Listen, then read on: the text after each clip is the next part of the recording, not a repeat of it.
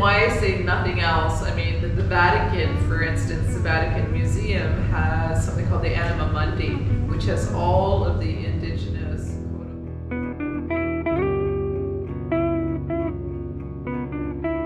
The pull is the strength of our families and our communities.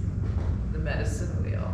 The end is the beginning. Everything is service. So we had a Truth and Reconciliation Commission. So you saw Marie Sinclair, my lady friend. He just passed away actually in September.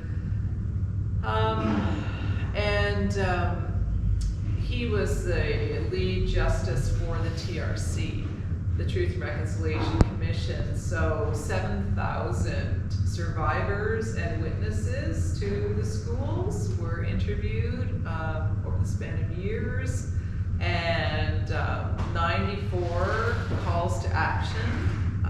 So a roadmap, recommendations on how to move forward were put forward 10 years ago, and only a dozen have been completed. But at least we've gone to those steps in Canada to acknowledge the genocide, to talk about it publicly, to start talking and putting into our curriculum. Indian residential schools happened. And here you had boarding schools. And that still needs to be talked about here. You know, like we can't get to reconciliation on Turtle Island without talking about truth. So the knowing, I talk about actually the similarities between the two types of schools. They all had the same purpose, right? Assimilation, to take language away, to separate children from families, to Christianize us as well. Those were the goals on both sides of the border, but as you know, here, the War Department ran the boarding schools. And in Canada, we set up the Indian Affairs Department. And in Canada, we also have something called the Indian Act, which I referred to, which is race-based legislation that is still law in Canada today. I am a status Indian under the law, under the Indian Act, and so I have a 10-digit number beside my name, and I'm federally registered as an Indian.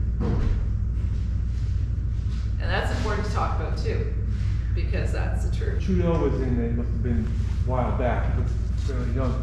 It seemed like he gave lip service, but did he do anything, or is the current government actually doing as much as they can, including putting enough funding towards it? And it seemed like they were giving access to some things, but not like the hospital. And it's like they should be giving access to everything. So where are we at right now? He was first elected. He served a few terms now, but when he was first elected, he promised to fulfill all 94 calls to action. Now, we knew that was kind of never going to happen because, we've heard government promises before. They're often kind of tall and say, oh yeah, we'll fulfill all those promises. What are those promises? Those promises were to bring clean running water to all our communities, and that's something we are still fighting for in our communities. We're still fighting for high schools, the right to a proper education, and also too for child welfare agencies to stop taking our children away like that. That's all, and that was all contained in the 94 calls. So all of us knew that kind of wasn't going to happen, but he promised it anyway, right? And the thing with Trudeau is he's better than most, right? I mean, for low bar. Yeah, the bar is low, but you saw that clip where I was asking him questions at Kamloops, and he was basically, there was a non-answer, right? Like he was telling me, well, all the records, the best that I know is all the records are now with the National Center of Truth and Reconciliation, which ran the TRC at the University of Manitoba. Well, that was a total lie. I mean, and he knows that too. There are government records all over the place, and they haven't been turned in.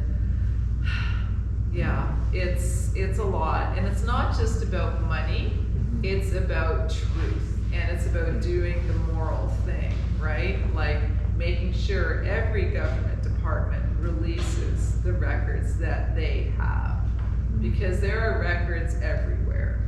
We just have to be able to find them. Just a follow-up, have the churches at all cooperated the way they should?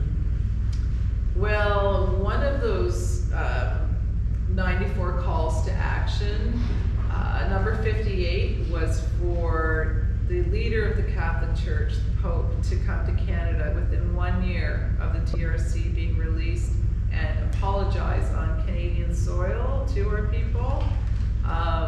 That didn't happen.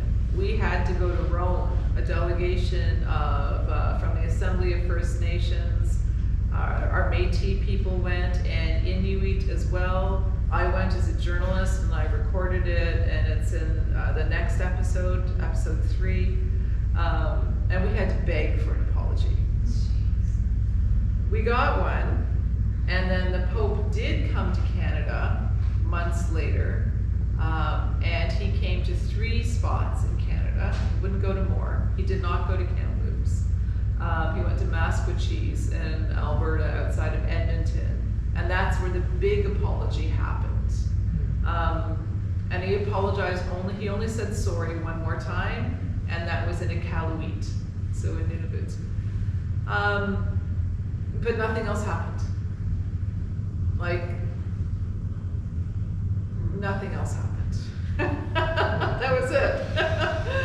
You know, and why I say nothing else, I mean, the Vatican, for instance, the Vatican Museum has something called the Anima Mundi, which has all of the indigenous, quote-unquote, artifacts. So a lot of our things are over there. Under the Indian Act, it became illegal for us to practice any of our ceremonies. So everything was destroyed. But the Catholic Church has gifts, right? They call them gifts. But there are stuff. There are peace pipes, there are wampum belts, there are masks, there are ceremonial regalia, everything. And it's held in these vaults in the Vatican. And I have argued it would have been a sign of good faith if the Pope maybe would have brought one of those items back with him when he came to Canada to apologize. That didn't happen. So we're still trying to get those things back too. I was wondering when you knew that Annie was missing, you personally, I mean, is that something that you knew from your youngest years, that your family always knew that? Or, and then how many people, do you know how many people are missing from your family? I mean, they went away and then you never knew what happened to them. How many people in your family are? That's a hard question to answer, like, to be honest with you, because I don't know still. Like, I am still trying to figure that out and look for everyone that is lost. Like, you know, and what is missing, what is lost, you know. I mean, I have a sister that died almost 10 years ago, and she was raised by a white family after being in the child welfare system. She stopped it out. She's gone.